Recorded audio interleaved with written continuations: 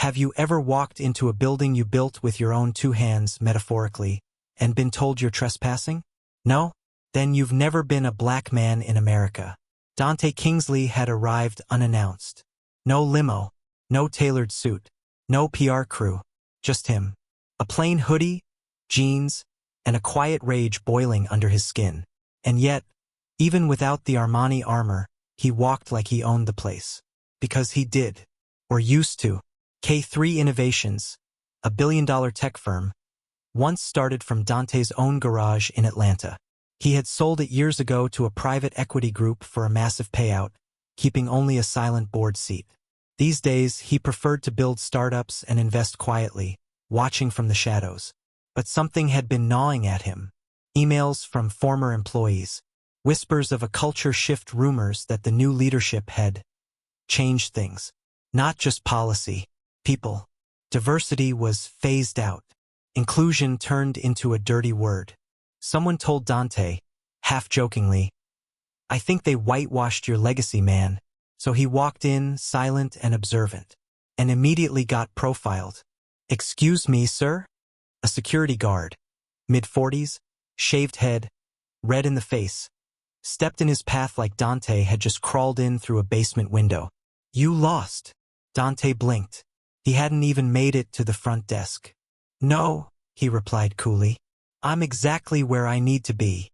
"Uh-huh," the man replied, already reaching for the walkie-talkie clipped to his belt. "Gonna need you to step outside.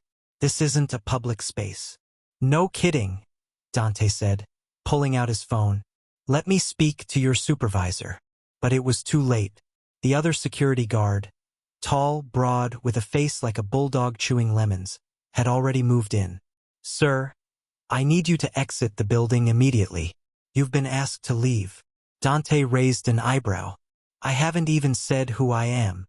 The first guard chuckled. "You don't need to. We've seen your kind before. Always trying to sneak in for interviews, deliveries, whatever. Nice try." Dante's mouth twitched. His kind? Oh, this was going to be fun. But not yet. He played along, slowly pulling out his ID board member K3 Innovations. Platinum card. Holographic chip. Unmistakable. He handed it over. Both guards leaned in. "Read it." Paused. And still didn't move. "Cute fake," one of them said. Dante actually laughed. A deep, bitter, breathy laugh. Because that's when he realized this wasn't just ignorance. This was deliberate. "I'm going upstairs," he said. The guards blocked him. "Sir, we're calling the police." And just like that, a black man standing in a lobby of a building he helped create became a threat. Dante stepped back, heart pounding but face calm. They had no idea who he was. But they were about to. The first thing Dante noticed was how quickly things escalated. The security guard, whose name tag proudly read Rick in all caps, was already barking into his walkie like he'd just caught a bank robber. The second guard, Todd or Tom or something equally forgettable, stood with arms crossed, blocking the elevator like his life depended on it. "Dispatch, we've got an aggressive trespasser at the K3 main lobby. African-American male, about 6 foot, refusing to leave." Dante's brow furrowed. Aggressive? He hadn't raised his voice. Hadn't moved. Hadn't so much as looked at them sideways. But that was the trick, wasn't it? You didn't need to do anything. You just had to exist the wrong way in the wrong body. Dante stayed calm. "Rick," he said slowly, "you might want to hold off on that call. You're about 5 seconds away from the biggest mistake of your career." Rick scoffed. "Threatening me now? That's rich." He didn't even flinch. Didn't bother looking at the ID again. Dante could have waved a signed letter from the president, and he'd still have been seen as just some guy who didn't belong. Because this wasn't about security. It was about power. A receptionist across the room, young, blonde, earbuds in, looked up briefly, caught the tension, and went right back to typing. Not her problem. Not her business. Not her fight. The second guard, Todd or whatever, leaned in closer. "Do yourself a favor. Just walk out before the cops get here. You people always make this harder than it has to be. You people." There it was again. Dante tilted his head. "You know what? Go ahead. Call them. Let's see how that plays out.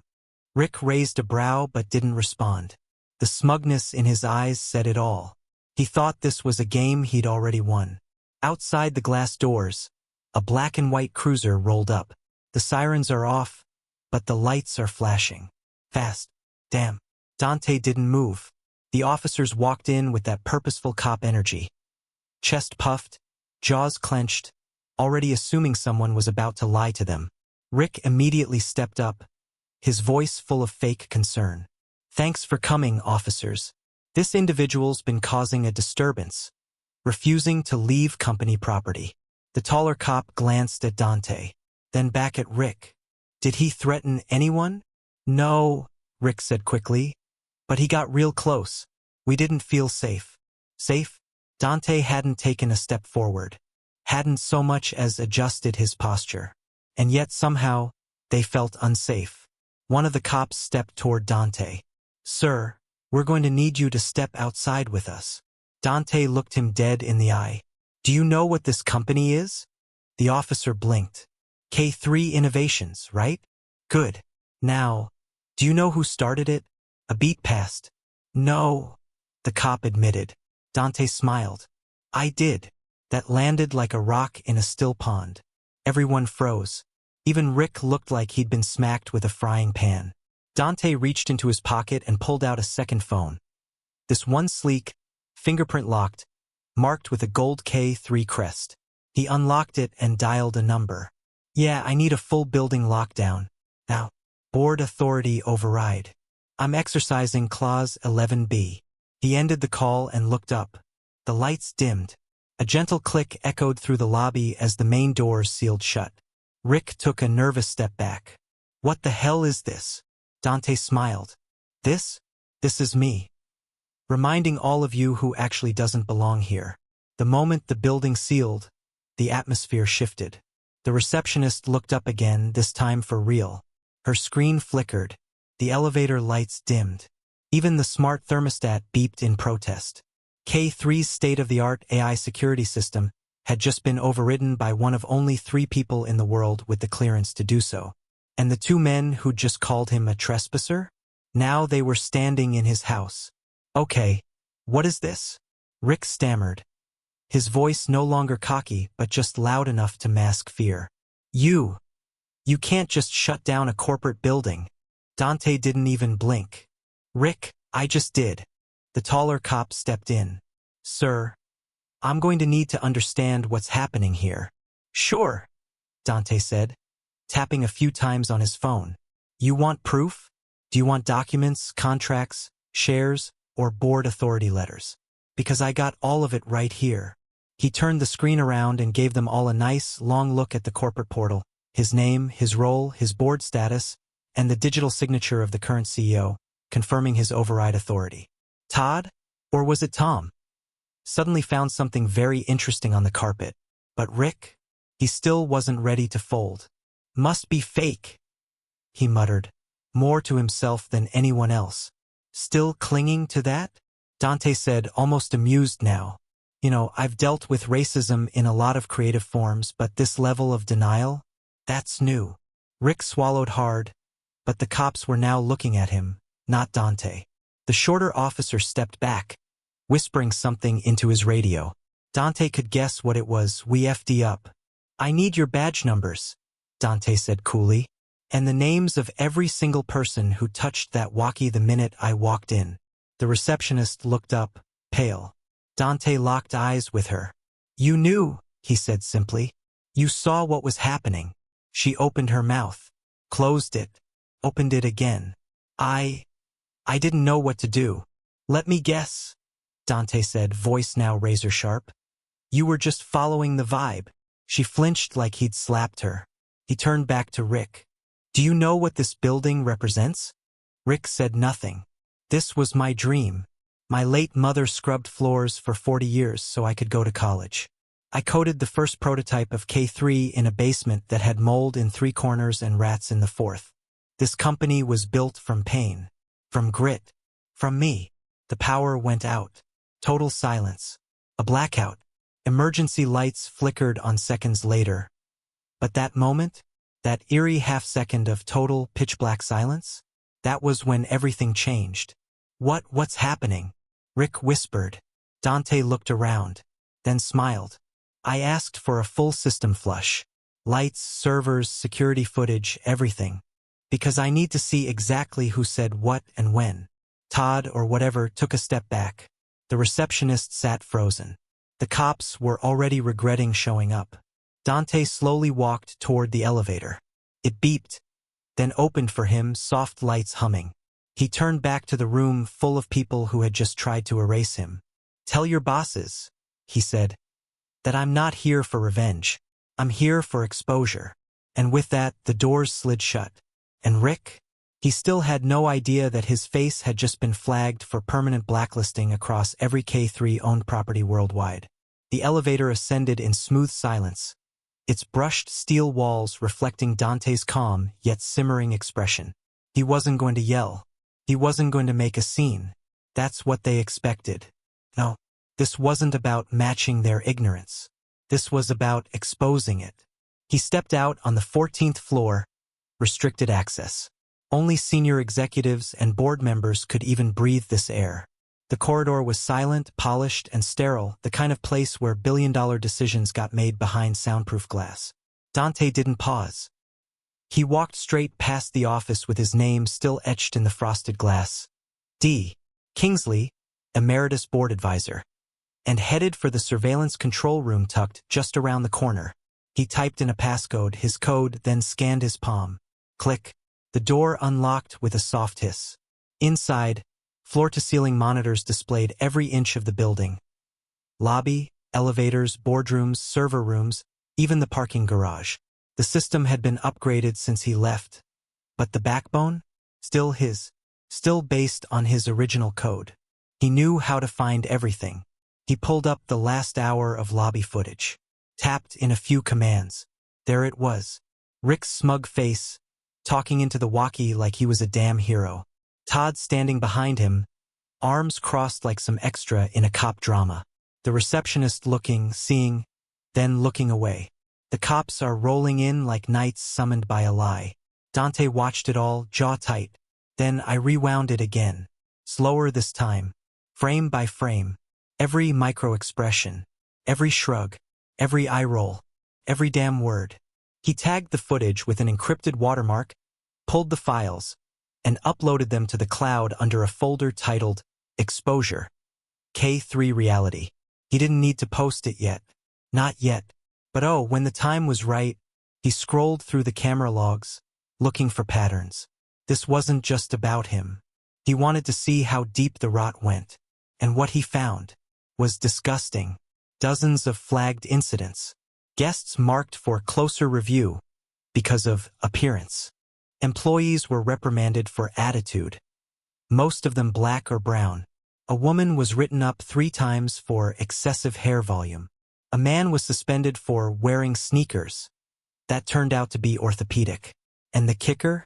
One incident logged just 3 weeks ago. A potential investor escorted out because security didn't believe he had an appointment. He'd been early. His name?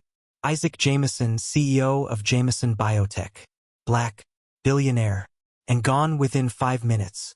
Dante leaned back, heart sinking. It wasn't one Rick. It wasn't just a few bad apples. This was a full orchard of rot. He pulled up the internal email logs, scanned Rick's history, and hit gold. Messages full of sarcasm, coded racism, forwarded memes mocking DI programs, and one email where he literally wrote, "Why do all the new hires look like they're straight out of Compton?" Dante exhaled slowly. Gotcha. He compiled the files, created a backup, then wrote a single line in a new internal memo, addressed to the board, HR, PR, and legal. "You have 24 hours to fix this, or I will." He hit send. Then he stood. There was one more place he needed to visit. The executive floor, where the real snakes lived. Dante walked down the hallway like a storm in a tailored hoodie. This wasn't just about disrespect at the front desk anymore. This was war.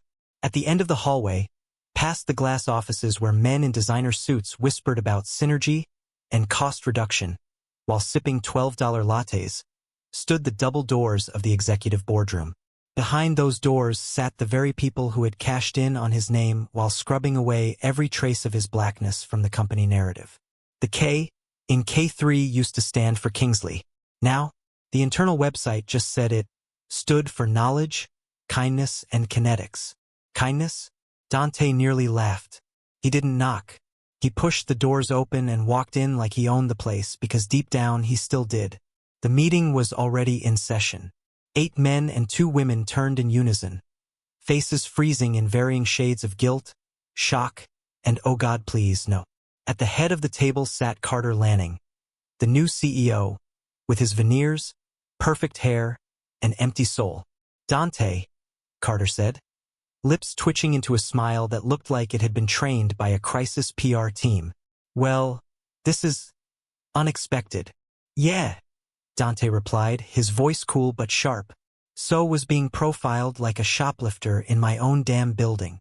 The room fell into the kind of silence where nobody wants to be the first to breathe. Dante dropped a thick manila folder on the table. Surveillance screenshots, transcripts, email logs, all of it. This, he said, is what you've let my company become. Carter opened the folder and flipped through the first few pages. His face tightened. I wasn't aware, he murmured. Dante leaned forward. That's the problem.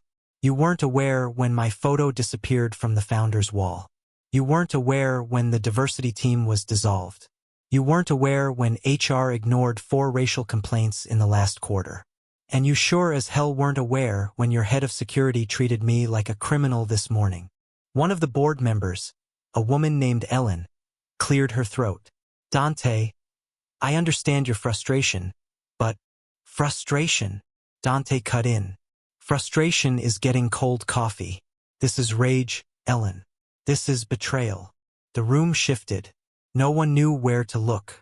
Suddenly, the massive screen behind them, usually reserved for investor charts, lit up. Dante had mirrored his laptop. Footage played. Rick called him, you people. The cops escort him like he is a threat. The smug smirks. The casual cruelty. And then the lights went out. The room watched in horror. Someone actually gasped. Carter stood up, face pale. Okay, we'll take immediate action. We'll handle the security team. Retrain the front desk. Maybe issue a public apology. I'm not here for an apology, Dante snapped. I'm here to ask one question. He looked Carter dead in the eyes. Why did you erase me? Carter blinked. What do you mean? You're still listed. Don't lie, Dante said. Your PR people stripped my image from the founding history. Your HR team stopped mentioning my name in orientation.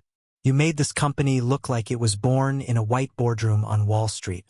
Not a basement in Atlanta where a black man slept 3 hours a night building the damn backbone of your current net worth. No one spoke. Dante's voice dropped lower. You didn't just steal my company. You whitewashed it. Carter opened his mouth. Dante raised a hand. I'm not finished. He pulled out a second envelope.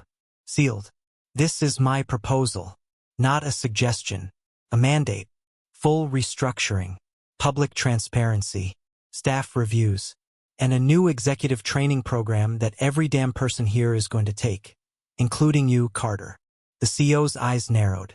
You can't just walk in here and make demands. Oh, but I can, Dante said. He smiled coldly. Because guess what? I just bought back controlling interest. Everyone gasps around the table. The boardroom froze. Carter's face collapsed. But how? That's not possible. Dante leaned in. You didn't notice the silent acquisition of your second-largest shareholder last month? Carter sat down. Hard. Dante stood tall. Buckle up. You're about to learn what it feels like to be pushed out of your own empire. If there's one thing corporations fear more than lawsuits, it's headlines. Dante knew that, so he gave them both. Within 24 hours, the lobby of K3 Innovations was transformed. Not with banners or flowers, no, this wasn't some PR rebranding event with coffee and croissants. This was bloodletting.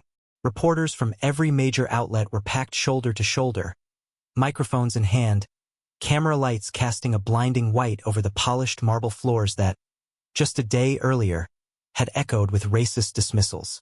A podium stood at the center, sleek, black, and flanked by two massive monitors. Behind it, Dante Kingsley, dressed in a crisp black suit and a face carved from stone. The press didn't know what was coming. They thought this was some surprise product reveal. Maybe a tech acquisition. K3 had always been tight-lipped, mysterious. What they got was a reckoning. Dante stepped up, cleared his throat, and spoke into the mic. Not with the overly polished, rehearsed tone of corporate execs, but with something rawer, real. My name is Dante Kingsley, founder of K3 Innovations. And yesterday, I was nearly arrested in the lobby of a building I helped create. A ripple ran through the room. Flashbulbs popped.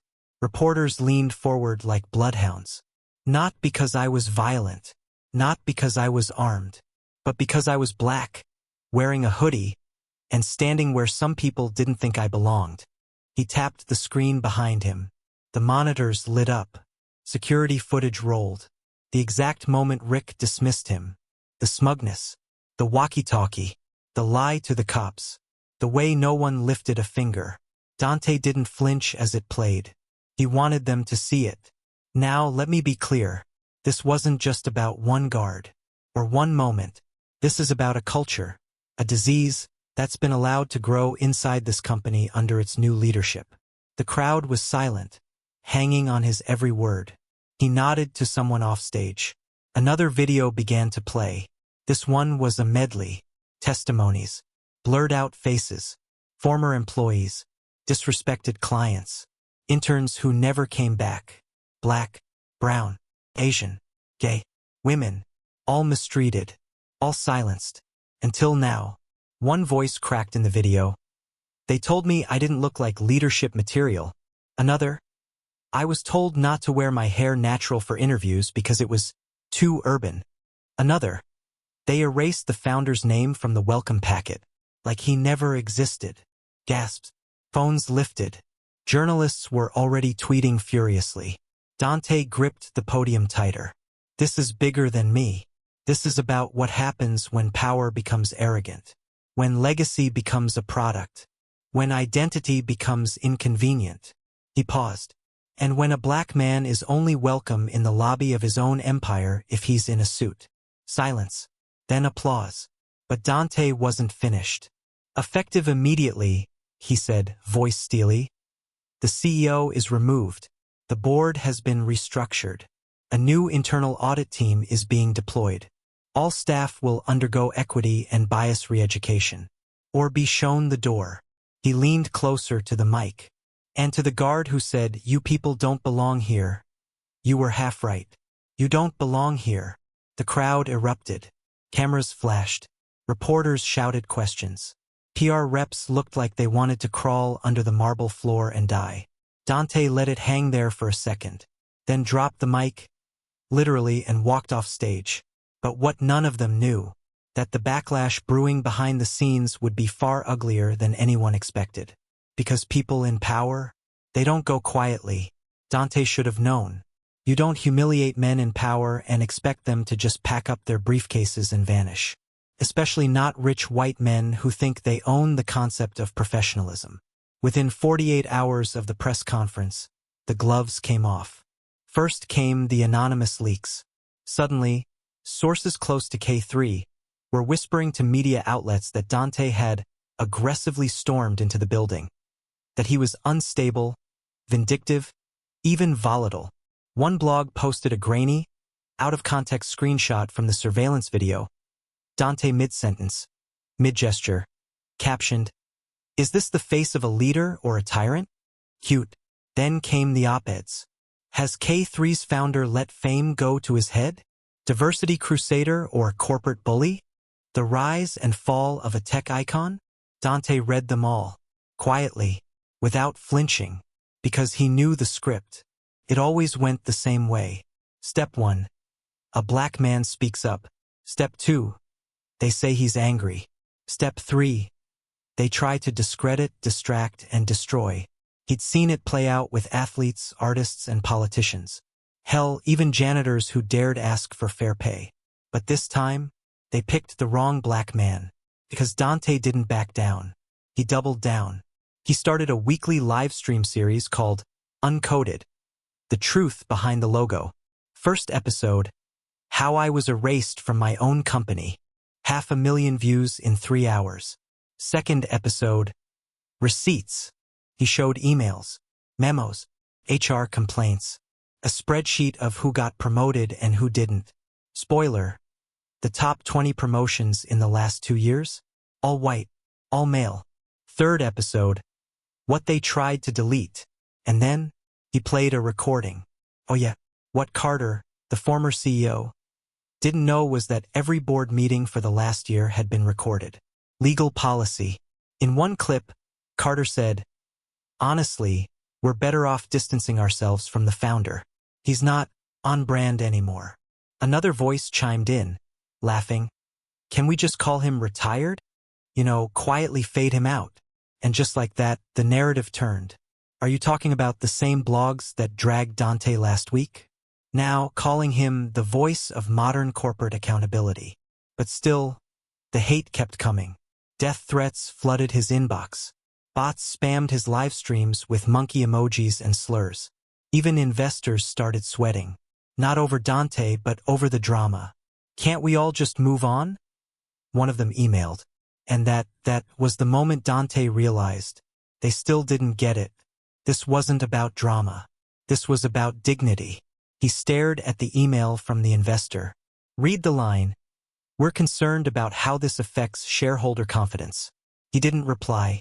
He didn't need to, because the next day he called for a full shareholder meeting. And what did he there? Would shatter the company's illusion of stability forever.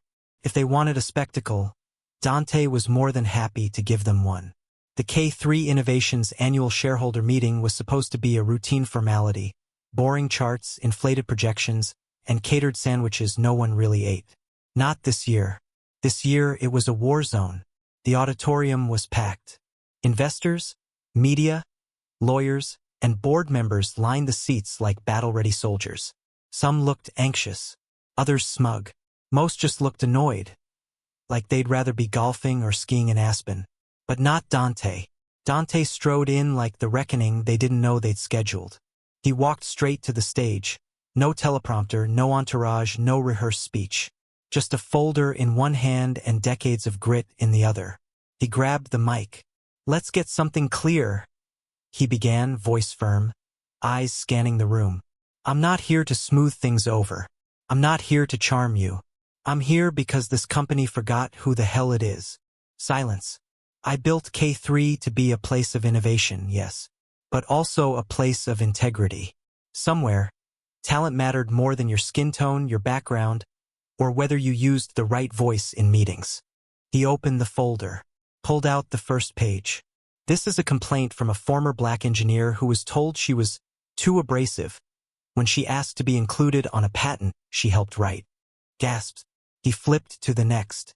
"This is a goose mistaken for a food delivery driver while arriving for a pitch meeting. He was an angel investor. We lost that funding." Flip. "Here's a Muslim employee who had to pray in a supply closet because HR said building a prayer room was too political." Flip. He stopped, held the next page in the air. "And this is a 14-year-old screenshot from a company blog. A post titled, 'Meet Our Founder.' My face, my story, my name." He paused, then held up a screenshot of the same blog, taken just 2 months ago. Guess what was missing? Everything. "My name has been wiped from our website, our presentations, our history decks. You've reduced me to a footnote." A whisper. Carter, seated in the front row, looked like a wax statue melting under stage lights. Dante locked eyes with him. "This isn't a branding issue. It's a moral failure." A nervous cough echoed from the audience. Then a voice piped up, older, white, Midwestern accent. "What do you expect us to do, Mr. Kingsley? Replace the whole board over hurt feelings?" Dante smiled. "No, I expect you to vote." The screen behind him lit up. A live poll. One question. Should K3 undergo a full leadership re-election based on the events and evidence presented? He tapped his phone. Voting opened. The tension in the room could have cracked glass. One by one, shareholders tapped their votes on company-issued tablets. Some stared daggers. Others looked down in shame. And when the results came in, 82% voted yes. Carter's jaw dropped. The rest of the board looked like they'd just watched their stock options burst into flames. Dante leaned into the mic one last time. Clean house, or I will. He dropped the mic again twice now and walked off stage. But not before whispering into Carter's ear. You erased me once. Never again. The vote should have ended it. 82% of shareholders demanded new leadership. Carter was out. The old board? Done. HR was being overhauled. Dante had restored control. But corporations aren't like fairy tales. There's always a rotten hand still clinging to power in the shadows. And in Dante's case, that hand belonged to Louise Stanton, K3's general counsel. Slick, sharp, and silent. A woman who never made headlines but pulled more strings than the CEO ever did. People called her the Iron Ghost. Because by the time you realized she'd moved against you, it was already over. Dante had underestimated her. He wouldn't make that mistake twice. Started small. The internal systems began stalling. IT blamed server maintenance. Then, a few key files vanished from the HR archives, conveniently, ones involving complaints Dante had aired publicly. Then, the worst blow, a letter, official looking, from the board's legal division. Your reinstatement of power is currently under review, pending investigation into procedural irregularities. Translation: they were trying to push him out again. Quietly this time, without a scene. Dante stormed into the executive floor and slammed the letter on the conference table, where Louise sat sipping tea like she just finished a yoga retreat. Care to explain this bull's asterisk? He said, voice low but burning. Louise looked up with polite, practiced indifference. Of course, it's just standard review protocol. The vote was emotionally charged. We're simply checking for undue influence. Dante's laugh was sharp. Undue influence? You mean me speaking facts? She set her tea down gently. You went public with internal materials. You aired our legal vulnerabilities live. That makes the company and the board legally exposed. I'm doing damage control. You're doing damage control? Dante repeated slowly. By trying to erase me a second time. Louise didn't flinch. You made noise, Mr. Kingsley. But noise doesn't fix systems. It just gets headlines. He stepped closer. You think this is about headlines? I didn't go through hell just to be noised out of my own company again. She leaned back, eyes sharp as scalpels. Then prove it. Survive the audit. Play by the rules. Otherwise, well, legacy founders don't do well in courtrooms, especially ones who make emotional decisions. Dante's fists are clenched. He had walked through fire, racism, humiliation, betrayal, and now, just inches from reclaiming what was his, the machine was grinding back into motion to bury him again.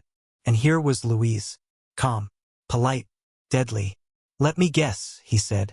You advised Carter to erase my name too? Her smile didn't waver. I advised him to build a company that attracted investors. By scrubbing the black founder from the story? No, Mr. Kingsley, she said coolly. By making the company look like what the world expects. Dante stared at her. There it was. The final mask dropped. It wasn't just the guards, or the receptionist, or Carter. It was the system, wearing high heels and pearls. He left the room in silence, the letter burning in his hand. They were going to try to bury him again. But this time, he was ready to burn the whole system down with him. They wanted quiet. They wanted Dante to take his victory, smile for the cameras, and disappear back into the margins.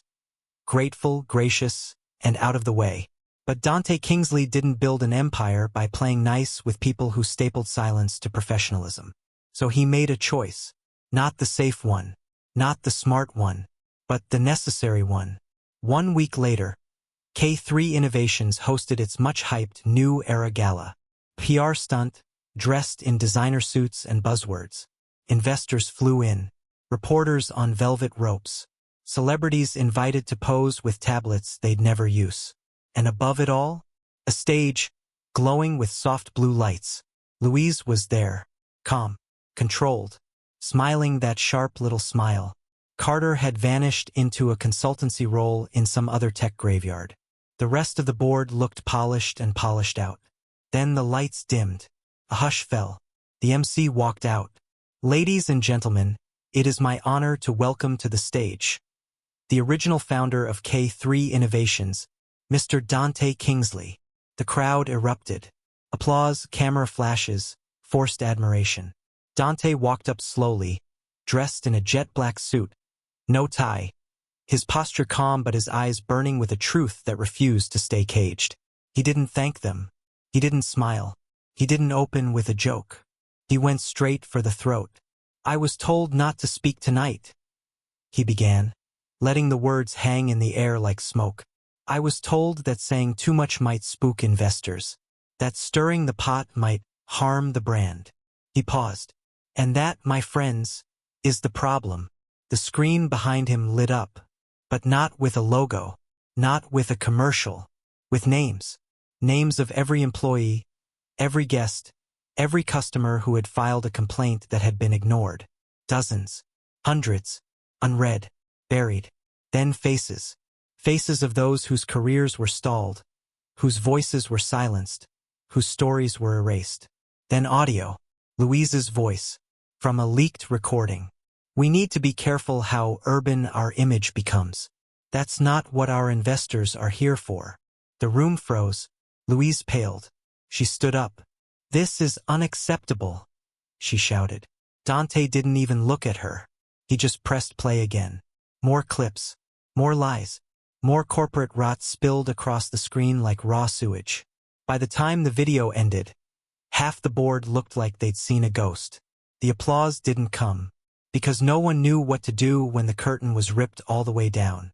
Dante stepped forward. "This company was built from my mother's prayers, my sleepless nights, my code, my sweat, my skin." He pointed at the crowd. "You wanted to forget that, to rewrite me as a statistic, a stepping stone." He leaned into the mic. "Well, now I'll tell you your story." Then he pulled something from his jacket pocket. A sealed envelope. "This is my resignation," he said, gasped, "and a full transfer of my shares to a foundation I've created run by young black entrepreneurs, innovators, fighters, dreamers, the next generation, the ones you won't erase." He dropped the envelope on the podium.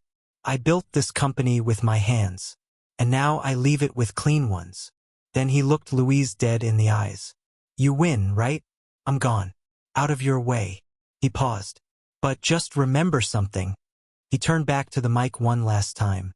"You may own the building, but the bricks remember who laid them." And with that, Dante Kingsley walked off stage for the last time. Not defeated, but done. And the applause? It didn't come from the board. It came from the interns, from the engineers, from the people in the back. The ones who finally saw themselves in the spotlight. Life lesson learned. Never let anyone rewrite your story, especially if they didn't live it. Dante's journey reminds us that no matter how successful you become, there will always be people ready to silence your voice, erase your impact, and twist your legacy to fit their comfort zone. But when you stand up, speak the truth, and expose injustice, you don't just reclaim your name, you protect the path for those coming after you. The deeper message. Power doesn't lie in titles, it lies in truth. This story sheds light on the quiet racism and corporate erasure that happens behind polished smiles and boardroom deals. It's not always loud or violent. Sometimes it shows up in the form of being ignored, mislabeled, or made invisible. But visibility matters. Ownership matters. Representation matters. When you've built something with your own hands, your presence is not optional, it's essential. Personal takeaway. As a Black creator, this story hit deep. It's not just about Dante, it's about so many people who've been disrespected in rooms they helped build. I've seen this in real life. I felt it. And that's why we tell these stories. Not just to entertain, but to empower. To speak the truth even when it's uncomfortable. Because if we don't tell our stories, they'll tell them for us. and they'll get it wrong every time. If the story moved you, made you think, or even made you mad, don't just scroll away. Subscribe to Story Precious, where we tell the stories that others try to bury. Real, raw, unapologetic, because your voice deserves to be heard, and your story deserves to be told. Hit that subscribe button and turn on notifications so you don't miss the next powerful episode. We've got more to say, and you'll want to be here for all of it.